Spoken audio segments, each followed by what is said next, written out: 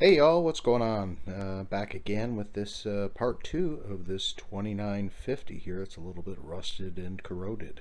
If you see a bird's eye view of this, kind of looks almost like a normal radio that you're taking the head off slash CPU unit, the whole front plate there, and say if you were doing LED mod upgrades or something like that, this kind of looks like a great contender. But and then we start looking into this stuff, which I still got to get into troubleshooting. So we'll do that after I get back, and I'll show you what the condition of the unit when it's fully pulled off. Back in a second.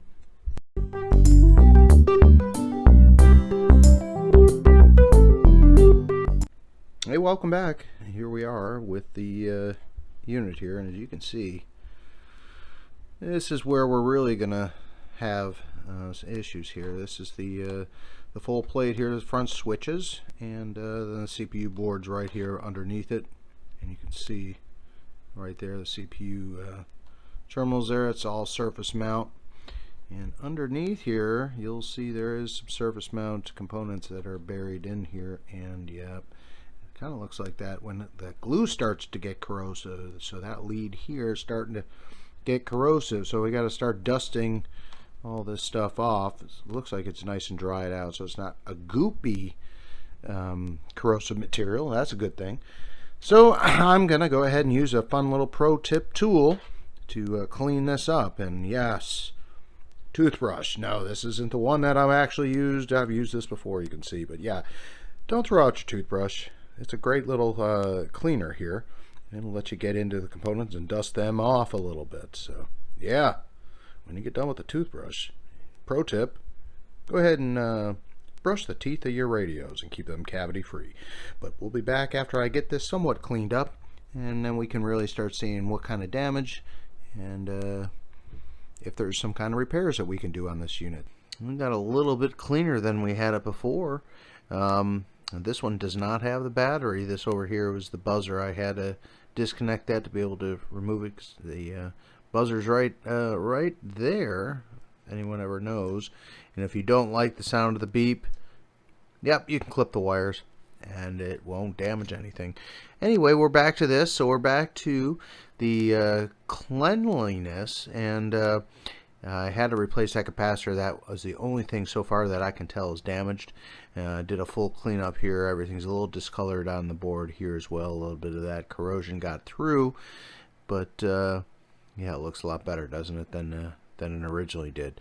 So what did I use? Magic. The Deoxit D5. It's the only thing I had on stock tool to go through this, but yeah, removes oxidation, improves connections, and seals surfaces. So let's definitely use that to our advantage here, and got everything kind of cleaned up here, and we're going to go ahead and just do a full test real quick. We're going to plug all these back in.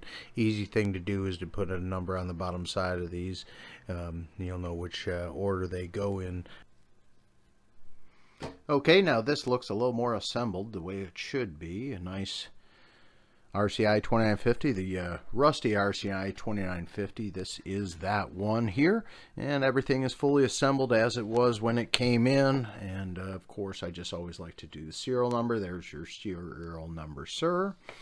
And we're going to go ahead and see if we can get power out of this unit. Now, I've done pretty much everything on my ability to get this to work, because yeah, this is now on the CPU board, and that is very very troublesome. Go through, and we're going to go ahead and just power everything up and turn on the Wagon Master frequency counter, and just go ahead and turn the watt meter on. Let's see what we get out of this 2950. Huh.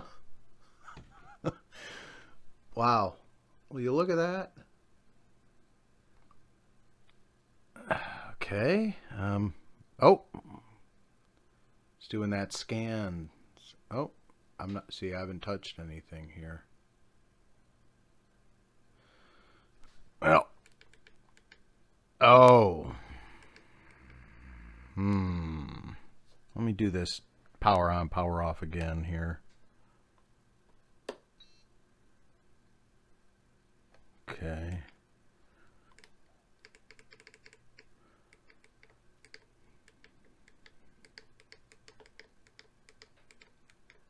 Okay, we don't have function buttons. Oh, well, we do have there. Okay, so yeah, I didn't put the jumper in, and this is the other. This is that 2950 without the battery, so it's a different board. And I didn't put the jumper in. If you don't put the jumper on this version, you're going to actually just get a glorified CB radio. It's going to do CB 1 through 40 without the A channels. You'll see it's missing 3A. Oh, see, it's starting to do that little bit of scan. Ah, yes, this encoder. Interesting thing with some of these encoders, they start getting loose. You can use this as a push button. You won't know where you'll end up. It's not. But, okay, so this is loose. Just jiggling it, you can get channel to channel if you wanted to. And that's the actual encoder itself. Okay, we're not going to wiggle around with this. I'm very surprised this is actually working, except we do not have functions on the bottom buttons here. Alright, well, an update on this. Now, you saw the functionality of this. Buttons stopped working, and then shortly after, the camcorder died. I couldn't get this recorded, but this thing just went buzz, buzz, buzz, and the display just did all kind of funky things, and then stopped working. I'm not even getting a beep or a buzz on this. And, yeah, this is the rusty RCI-2950. And yeah, I can't get even sound out of it, FM, even static. You can hear click back and forth, but it doesn't do anything. And I know exactly the CPU is probably shot. Now, the reason I have seen these do, and this is my old version I had, the 2950. This is... You can see the spiral book here. This thing's been through some stuff. This is a different board, and mine had the lithium battery in it. But this is a CPU here, and on my original 2950, it's an HD 61602, and everything goes through here and goes directly and drives that segment display. Now this is a different version, so it's not this. Even though it looks identical, RCI did a couple of different versions of the 2950. Looked same on the outside, different on the inside. Now this is an updated version, courtesy of old Rick Jackson. I don't know where he's at now from Euro Radio. But this board, and I blew it up here, it's a DPT 295040Z board. Now I looked that up. Unobtainium. Now you can get this board, this actual model number, because this 2950 came right before the 2950 green DX version. So that was the one when they had the gray faced green display background and added 10 and 12 meters into the radio. So it was an updated version. This became discontinued.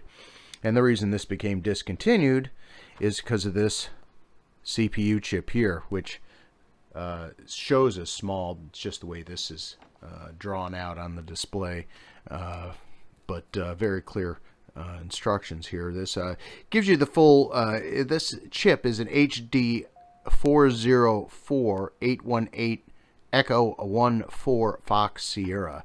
Now if you find one of those chips, yeah, good luck. They haven't made them in 20 years. They haven't made them, and that's the reason I think that Ranger got away from these radios. I think Mitsubishi, I'm not sure who actually was the chip manufacturer, but they did stop making this chip, so it was no longer manufactured.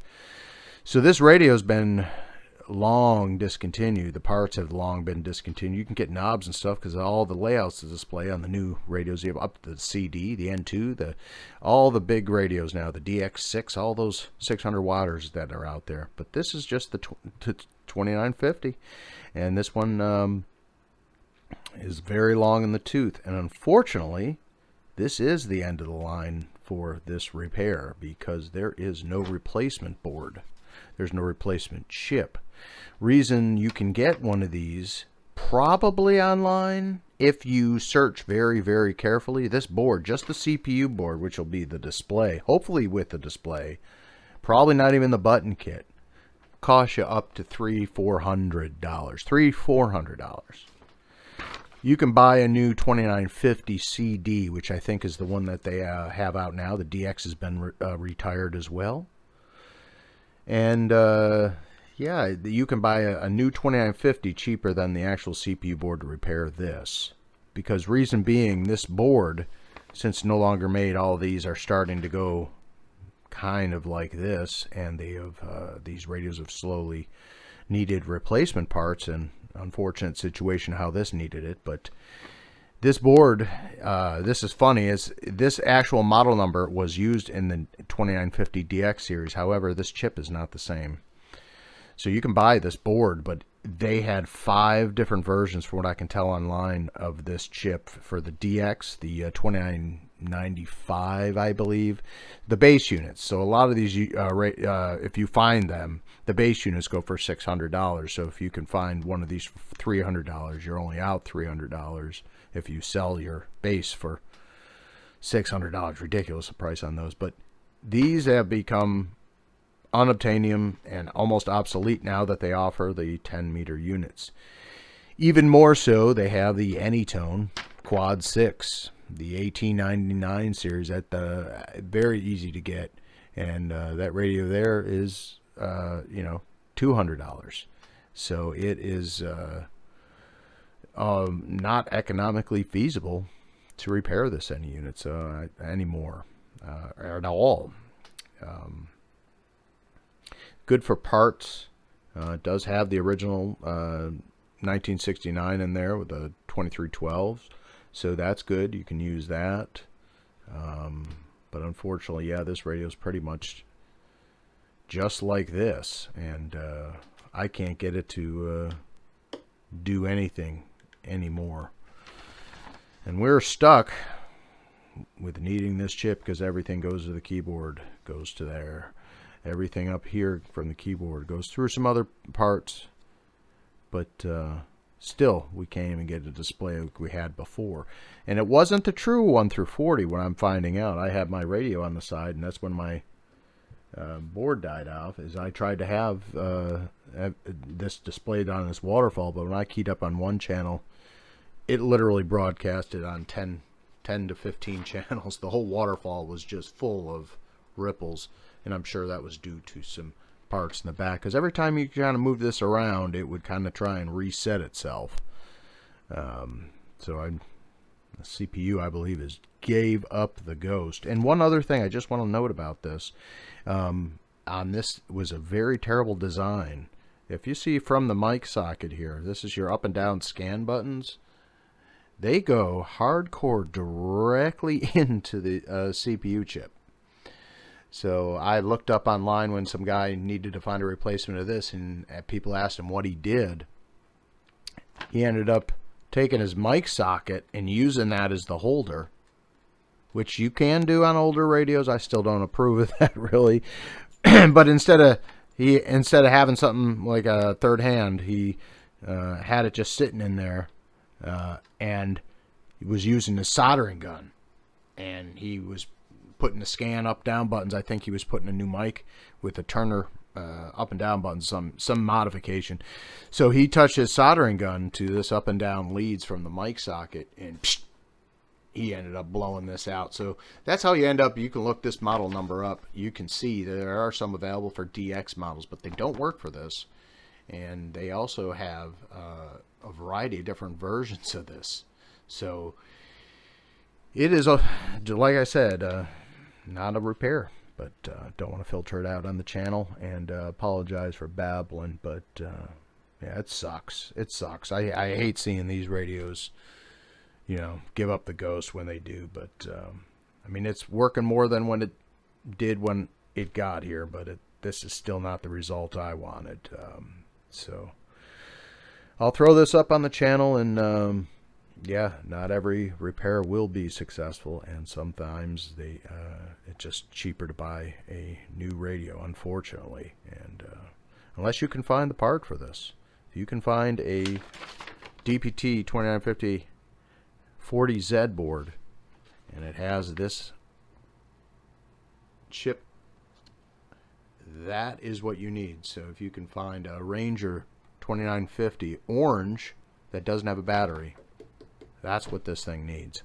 But still, the board is in very, very terrible shape. I expected, after getting it all on there, that frequency issue and harmonics and everything was due to the amount of issues with connections on the board. So even that was probably still not economically feasible. So I could have got it to work, but it would have been a splash box, and half the filtering probably would have stopped working if this ever got mobile. Or by the time it got back to him from the UPS mail, this thing would have been, or US Post Office rather, I would have done it either way. It was still banged around just enough to knock something loose on this board, I'm sure.